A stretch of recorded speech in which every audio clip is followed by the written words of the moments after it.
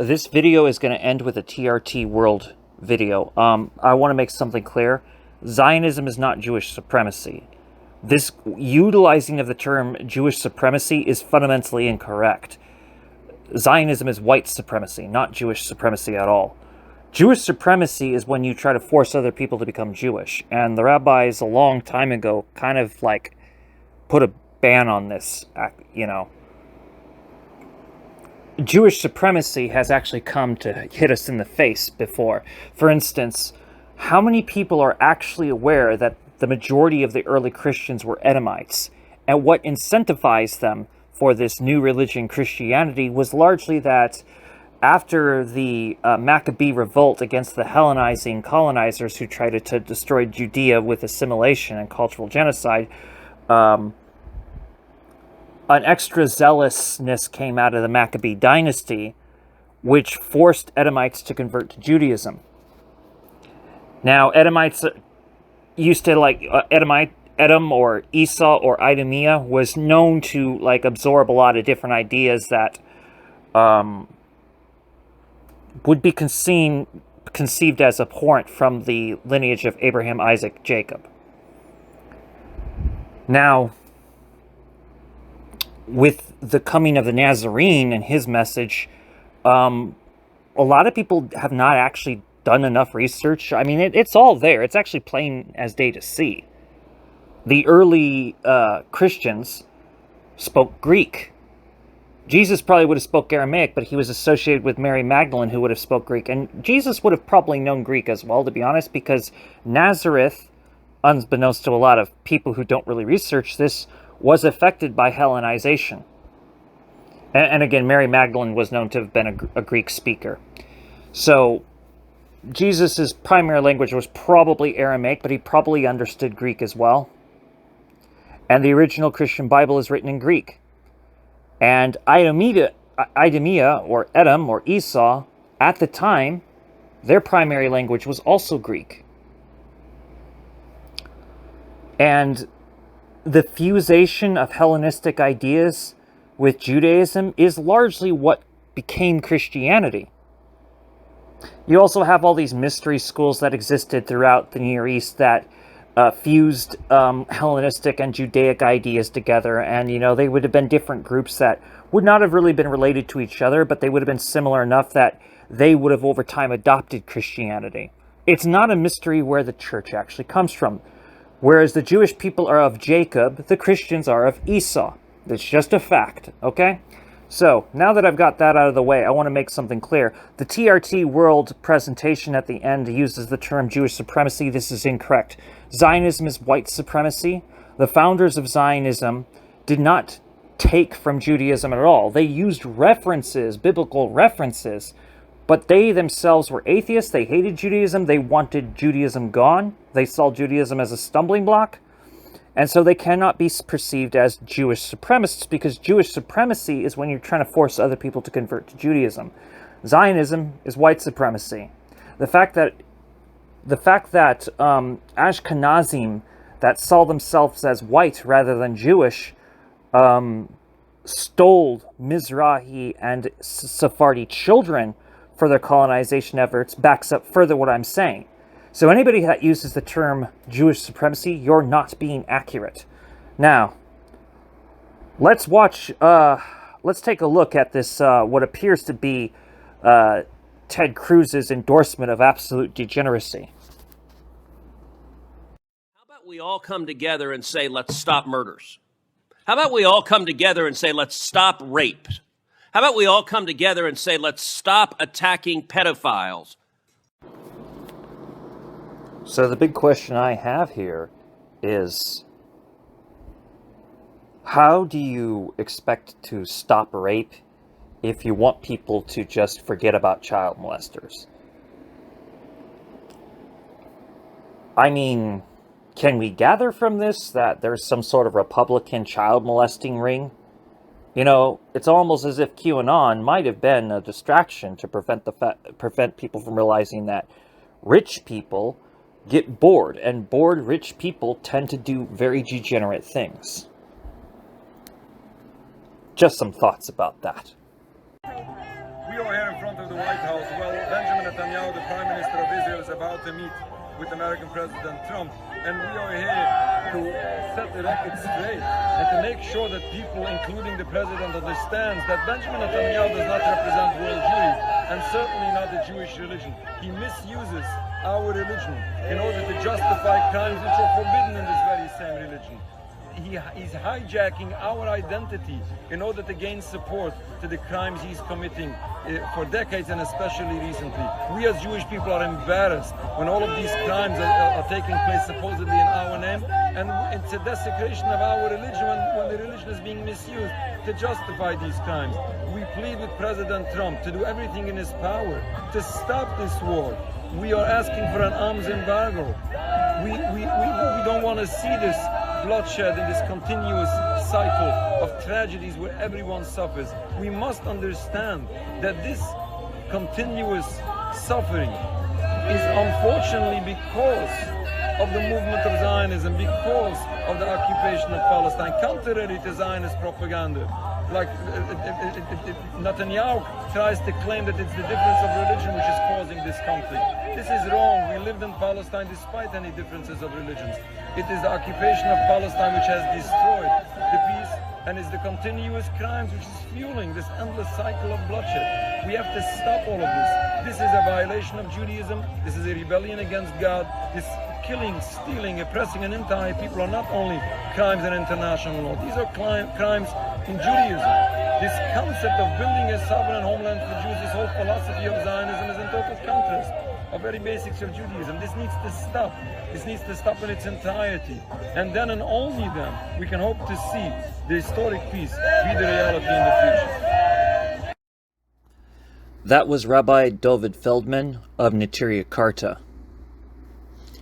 Neturei Karta to Jewish people is what the Pope is to Catholics.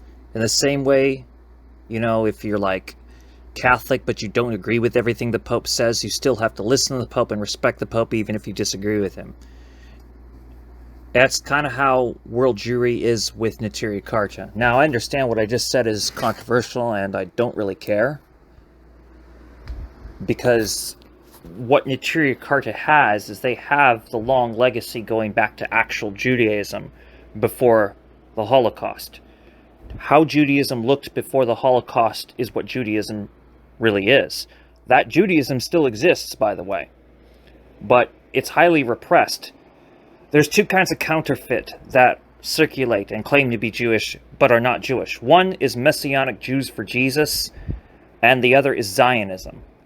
So Zionists should be considered negated away from Jewishness altogether, and anybody that speaks of Messianic Jews for Jesus, there is no Messianic Judaism for Jesus, okay? Anybody that goes along with that, not Jewish. So if you're for Messianic Jews for Jesus, or if you're for Zionism in the State of Israel, this actually can negate your Jewishness. It's counterfeit.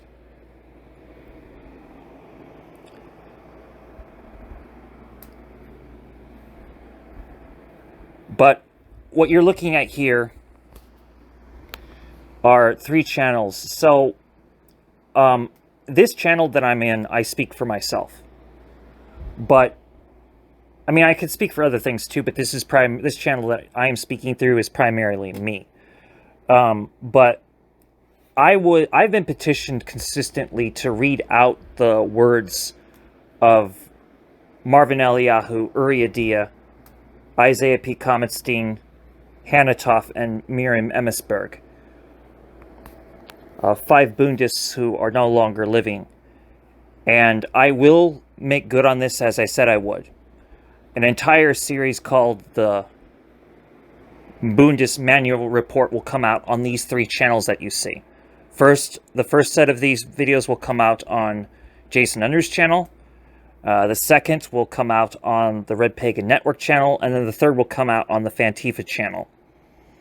And then I will have finished my duty for the Bund after that. Now, I will always be a Bundist, but I have laid low on Bundist activism to make way for other Bundists, and like I said, I will always be a Bundist, but after I do this series of videos, the only thing left I have to do in political context is do those documentaries with Comrade Number 3 explaining to the public what Demarchism actually is. From there, I'm going to get into the work that I said I was going to get into, the work of the work as an interfaith cleric and sustainer of revolutionary Orthodox Judaism and its sister formation, Revolutionary Judaism. And I can go into that more and more later on, but just keep in mind what I just said. The series known as Bundesmanual Report, which is hosted by me, will be presented on these 3 channels at different times. I'll give more information later on about when and how to expect to see these things, but for everybody who had petitioned me to do this, I have not forgotten you. I just have been busy myself, and part of what I'm trying to do is make way for Dr. Weisfeld, because he was at this a lot longer than me, and by the time I switched from political activism, basically, to interfaith religionist activism, I hope it's known that Dr. Weisfeld will still be active in political terms. By the way, politics encompasses everything, and that's one of the things I did do on political terms, was be an advocate for religiosity. That's kind of a big part of the Demarchist theory, but the Demarchist theory isn't just about a defense of religiosity. It's also a defense of tribe and a defense of family. Religion, tribe, and family are the 2 taboos among communists and anarchists, and that's a shame, in my opinion. It's a big shame. But anyway, yeah.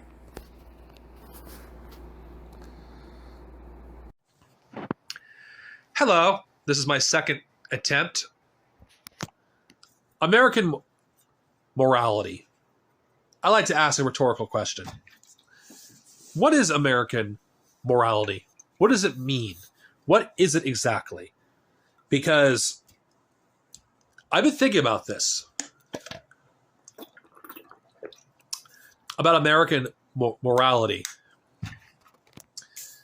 The people that are dictating our morals are those that have lived a life of sin, a life of hate, who have done nothing to actually build, to make the lives of people better, but instead make the world crueler for those who already are struggling in our society. Whether it's Trump, Stephen Miller, and all of those thugs, it's all the same. America, as a country, I'll be labeled extremist by saying this, but again, I'm already labeled extremist. I'm probably on some list somewhere. Has no morals. It never has. Our founding fathers were all pedophiles. Our founding fathers were degenerates that owned slaves, and some of them even raped their own children. They were Jeffrey Epstein before Jeffrey Epstein existed. They were Goebbels and Hitler before Goebbels or Hitler were born. Some of the shit they did almost a century before either Hitler or Goebbels were even born. All the ideas that Goebbels and Hitler would be inspired by were the founding fathers. Though it's interesting how the most moral of them, Thomas Paine, doesn't inspire fascists. I find that fascinating. It really is fascinating that the most moral among them doesn't inspire nearly as many fascists as Washington, Franklin, Adams. People can just say, "Oh, what the fuck are you talking about? The founding fathers were not like the Nazis." Really? If you read some of their quotes and you compare them to the Nazis, they didn't sound that much different. The way they talked about indigenous peoples, the way they talked about black people, the way they talked about women. These people were fucking pigs. They were monsters, all of them. This is the pinnacle of morality. fucking owning slaves, raping your children, which is what some of them actually did.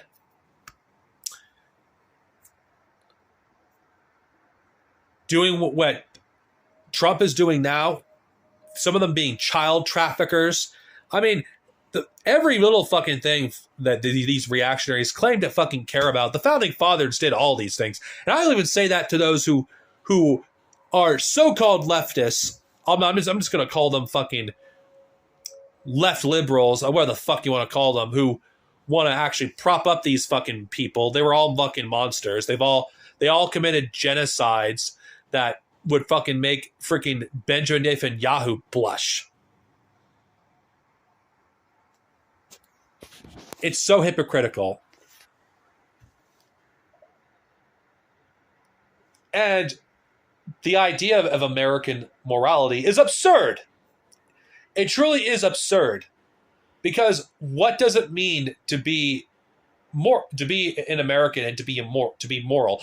What does it mean to be an American Christian and be moral? Because 9 times out of 10, if I see some white motherfucker who calls himself a Christian, I'm going to stay the fuck away from them, because I'm going to assume that they're some of the most degenerate people around. Because from my experience of talking to these people and dealing with these people, the most degenerate Christians are the Christian nationalists, are those that reject the teachings of Jesus. And look, if you look at a lot of these people in MAGA, a lot of them are connected to some sort of pedophile ring. A lot of them are connected to some sort of sex trafficking ring. Some of them are even connected to child trafficking rings as well. Do you know their idea of morality is to exploit children. You see that? If you oppose this, you are an extremist. If you want to protect the children, you are an extremist. And no, don't give me this virtual signaling nonsense. Oh, we need to protect the children from the transies. We need to protect the children from the gays. No, you don't fucking want to protect the children, because if you're just being a fucking bigot. You're just being an asshole. If you truly wanted to protect the children, you'd be fucking paying attention to, you know what, maybe that pastor, they're a little bit too close to your fucking kid. Maybe you should fucking talk to that guy. No, you never cared about your kid's safety. It's all about control. It's all about controlling what your child feels, what your child thinks. That's all it is. Because these parents, when they talk about, oh, we need to protect the children, it isn't about anything other than control. They don't want children learning who they truly are. They want their children to be a carbon copy of them, because American morality is just pure fucking narcissism. There's just nothing moral about America. Like, wanting to feed homeless people, you could be arrested depending on where you live. So let me get this straight. If you oppose American morality, yet you do it because you actually believe in helping others, is that being an extremist? Is feeding the homeless being an extremist? Is feeding the homeless being a terrorist? Is not wanting to hunt the homeless for sport, is that being a terrorist?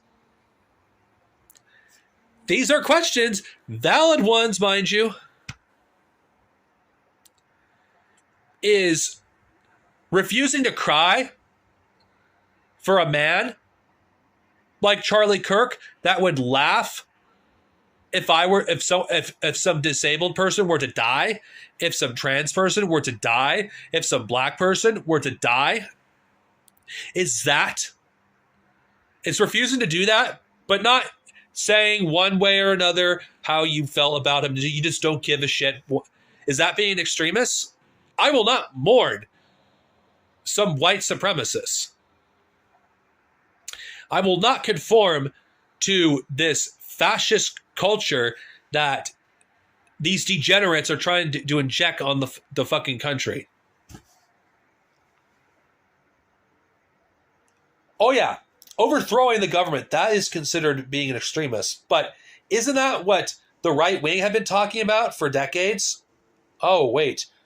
You only care about that if it's people wanting to overthrow this fucking fascist government. Oh, yeah. Antifa, that's terrorism. Like, yeah, well, just not liking fascism and not liking a bunch of fucking goons in our communities, that's being an extremist.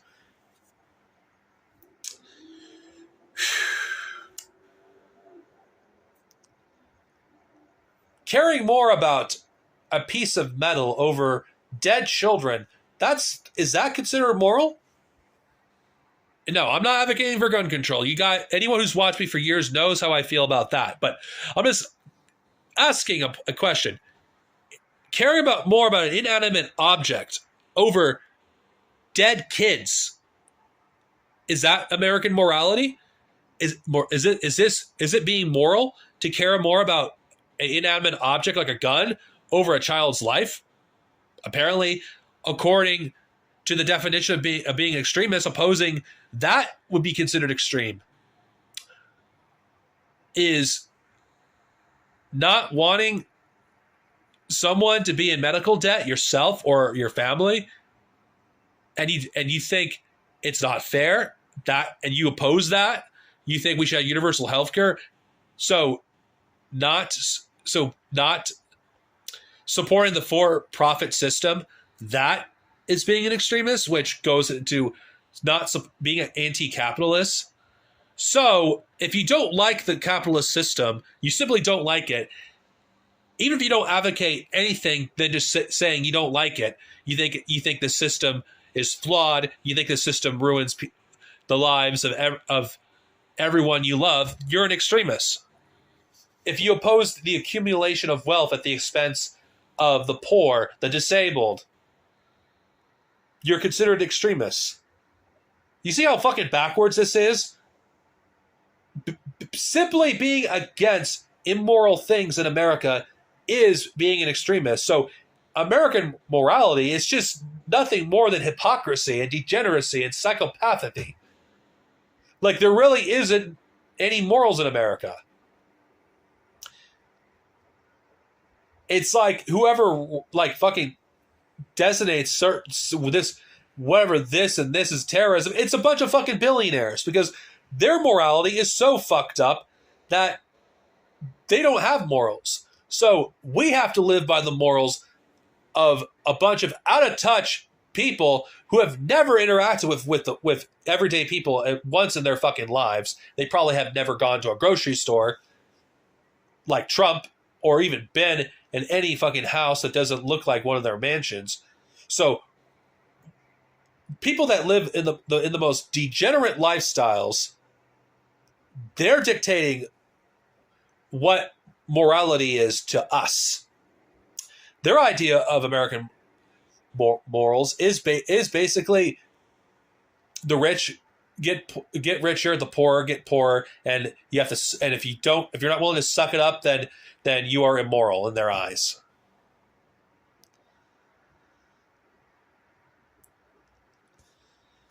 This is the reason why this country is going to fall, because degeneracy is celebrated.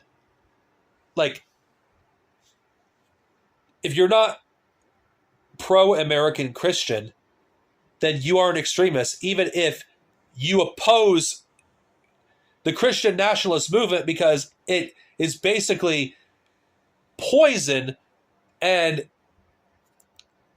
gives a bad rap to the Christian religion. If you do it in the love of Jesus, that's considered an extremist. Let's be real. American morality hates fucking Jesus. It hates being constrained by anything. America is not a Christian nation. If America is an anti-Christian nation, because the religion of America and its morals is white supremacy, fascism, and capitalism. That's America's religion. It has nothing else. If if religion got in the way of profits, they would outlaw every fucking religion that isn't conforming to the capitalist system. That's just how fucked and warped this country's morality is. There is no morals. So what is American morals anyway? That's what I like to know, because what I've been talking about so far doesn't sound it doesn't sound moral to me. I don't know. I kind of want to live in a world where people have basically all their needs met, where people can get an education if they so wished without worrying about getting into debt, where people don't have to ever go hungry, or the disabled can just live their life like they want to. And we don't have a for-profit healthcare system. I'd like to live in that kind of world, but that's never going to happen. But that's considered an extremist and immoral and antithetical to what American morals are. So, if being against American morals, or the lack of morals, is better, I'd rather say that. If you're against a country that has no morals at all, that it doesn't encourage to be moral, encourage to be immoral, it encourages you to be a psychopath, it encourages you to give in to your darker impulses and just support the suffering of others and be gleeful about it and be content with your place in life and not rebelling against your slave masters. If that is your idea of morality, if supporting a genocide is what your idea of morality is, and people protesting against it are considered immoral and extreme, you're the fucking extremist. If you think wanting to preserve our biosphere and that is more important than short-term profits, then you're the fucking extremist. We live in bizarro world. Common sense things like wanting to preserve our fucking planet with a finite amount of resources, we're extreme for that. It's fucking backwards. Like Trump, the Heritage Foundation, all these fucking fascists, they don't have anything to offer. They don't build, they destroy. And if there's anything I've learned, is evil can never create anything. It destroys. And worst comes to worst, I could see this country fucking destroying the entire planet because America and its ruling class are some of the most deranged psychopaths that the world's ever produced, that they would rather the world burn than allow it to flourish without them.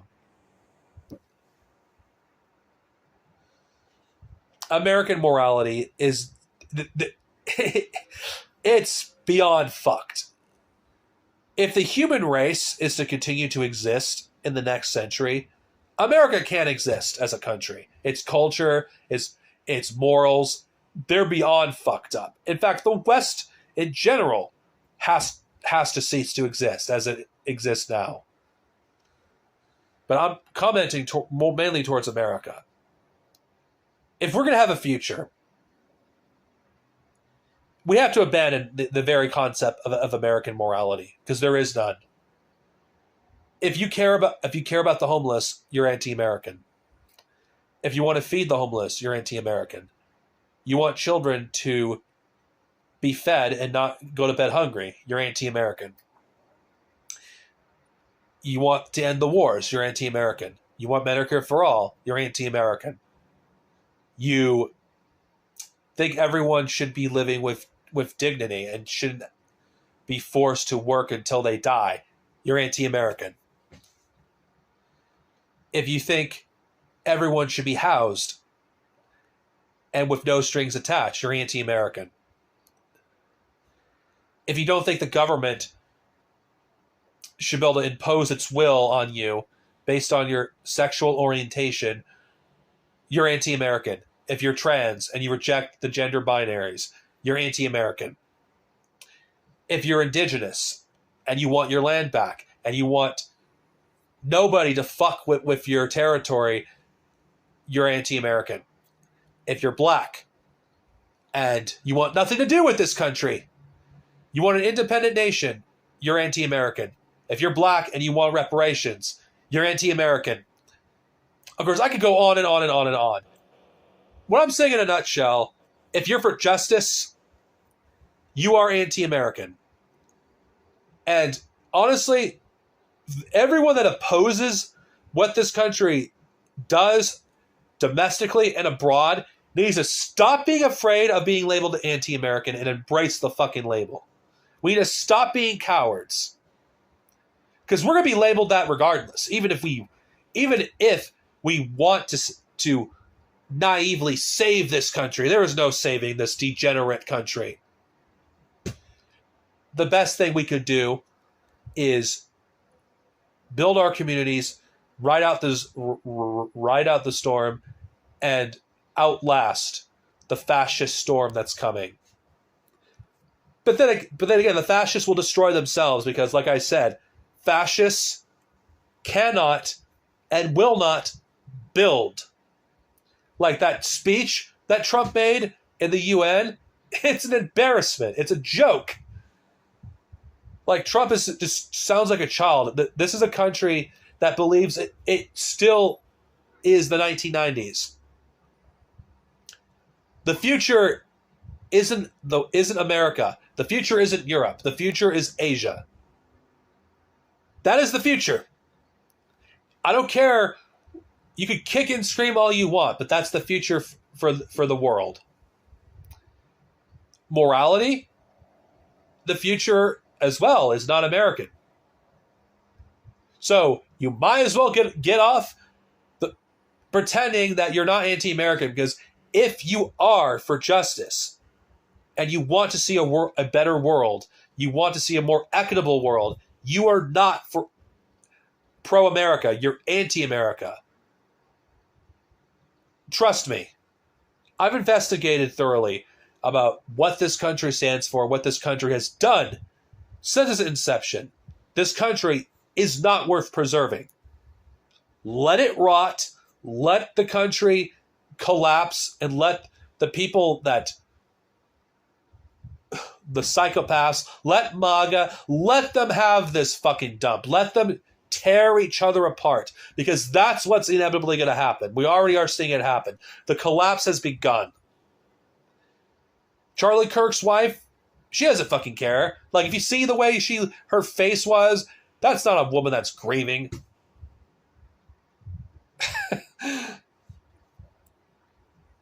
Trump didn't fucking care. Neither did Stephen Miller. None of these people give a shit about Charlie Kirk. In fact, I would be surprised if they fucking killed him. Okay,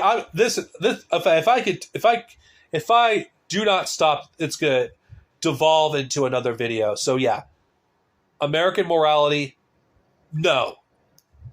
Justice for Palestine, yes. Down with Zionism, down with Americanism, and down with fascism. That was my good friend Dark Snovia, my friend and comrade Dark Snovia, and I felt it appropriate to put that in here. Not to mention, I'm going to be real with you, this video is mostly just me rehashing what Dark Snovia said, because what he said was just too good. Now, if you see the three channels I'm presenting you here, the reason why I'm showing you that is for very precise reasons. The first one, Pantherism, this is Steve Struggle's channel. Now, Steve Struggle has been credited as very recently as the godfather of the anti-Americanist Rainbow Coalition. Now, as somebody who actually knows what that actually is, I would like to clarify that the anti-Americanist Rainbow Coalition is not an organization. It's a term given to a phenomenon, an anti-American phenomena of lumpen proletarians from very diverse backgrounds who believe in Pantherism and believe in the Rainbow Coalition of Fred Hampton, and they see Steve Struggle as an inspiration. Now, some would ask, how did this come to be? This came to be because every so often, not every so often, almost every week, Dr. Abraham Weisfeld, a Bundist, and Steve Struggle, a veteran Black Panther, associate together, and they talk about a lot of things. And one of the things they talk about is the problem of Americanism. So this has caught on to a lot of anti-American lumpen proletarians that want to form, Black power groups, Native power groups, trans power groups,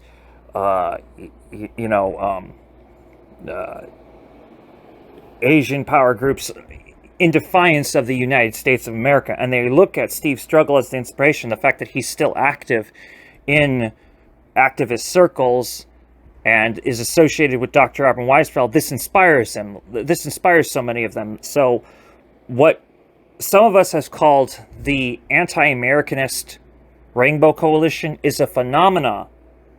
And it's a particular phenomena that looks to Steve Struggle. Now, I'm putting this up here for anybody that is associated with this phenomena. You can find these channels. That first one, Pantherism, that's Steve Struggle's channel. And the second channel here, this is Dr. Evan Weisfeld's channel. This third channel basically is a repost channel. It's called Boondism. And on the channel Boondism, basically different videos associated with Boondism end up getting republished on this channel. And sometimes you'll see a video on there that isn't exactly Boondist, but it will be related to Boondist interests. So there. And then I'm going to finish this with a TRT video.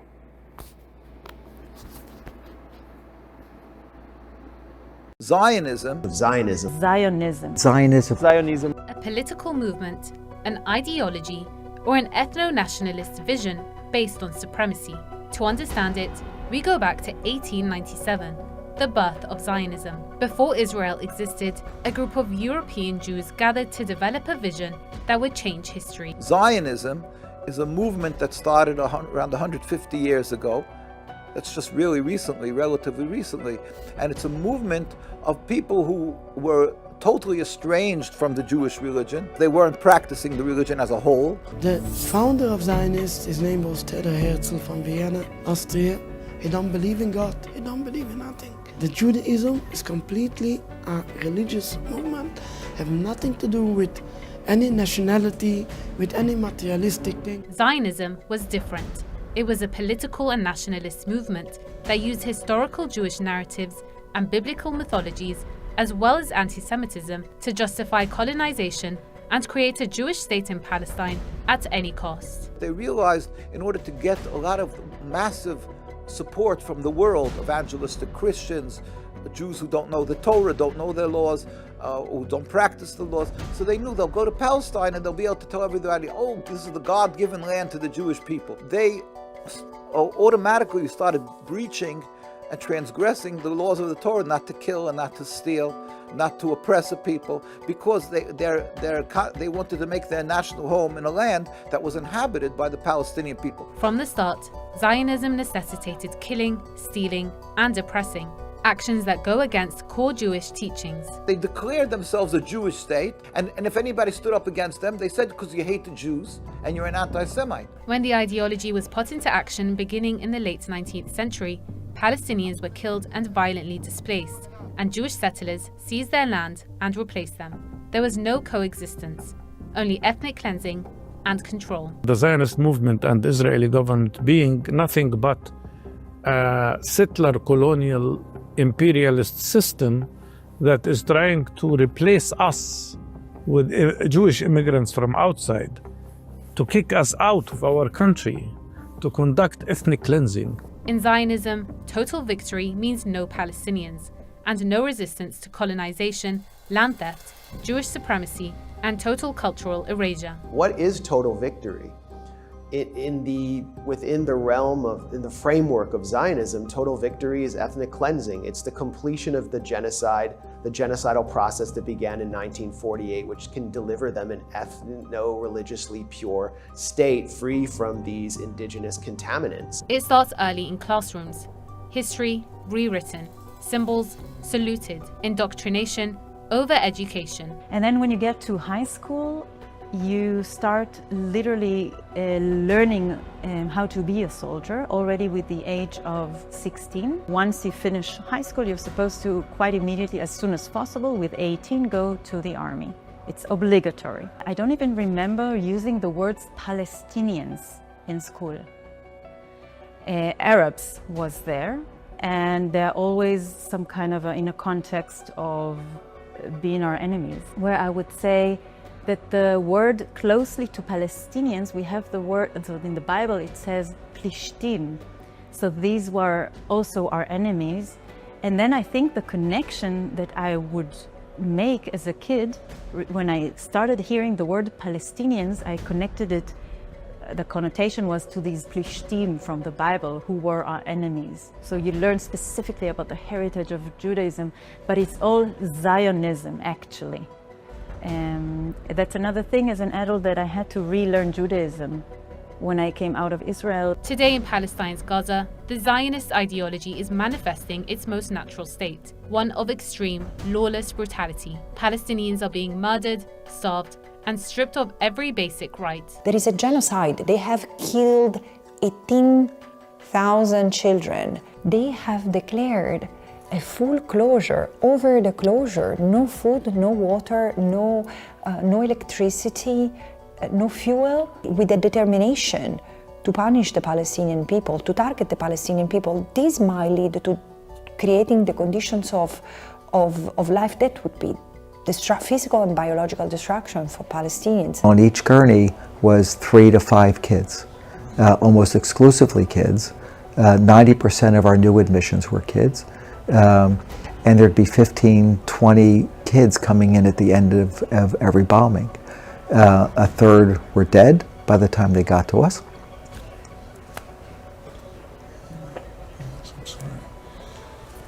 A third would die in front of us. And a third we'd take to the operating room. And most of them would die. No kid gets shot twice by mistake by a sniper. It doesn't happen by mistake. They were deliberately targeted.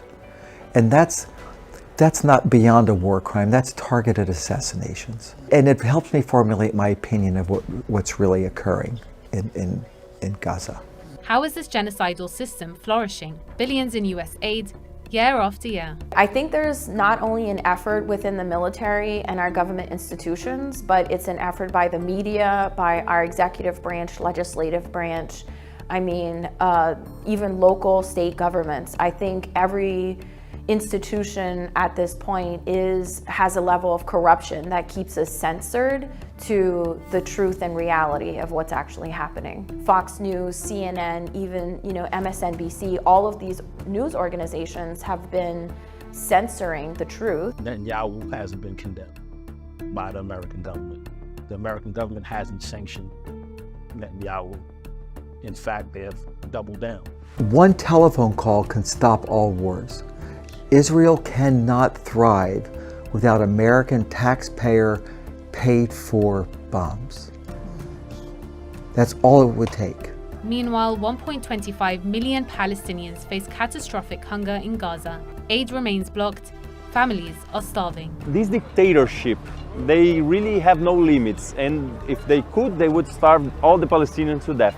And actually what they tried to do for 20 months, they destroyed all the aid system, they destroyed the water sewage system, they destroyed all the capacity of the Palestinian people to remain alive in that region. Over in Palestine's occupied West Bank, apartheid defines daily life. I don't have any right, in the contrary of the Israeli settlers who live close to my house illegally. They have more rights than me in my own neighborhood. They are under the Israeli civilian law with full civilian rights and political rights, and we, the Palestinians who are living, in our land, we don't have any rights, basic rights. We don't have enough water, enough electricity. But Palestinians refuse to leave. Staying is resisting. Resistance against a system that silences and suppresses an entire people. Palestinians are staying and remaining because for us, it's about that remaining in the land is a kind of resistance, and we call it all the time existence is resistance. We mobilize to stop the genocide, we mobilize to defeat Zionism, to defeat imperialism, to create a better society for every human being and every being on this planet. It's our task to do so. The Zionists ignoring everything about the Jewish belief. In the Jewish belief, the state of Israel will come to an end 100%.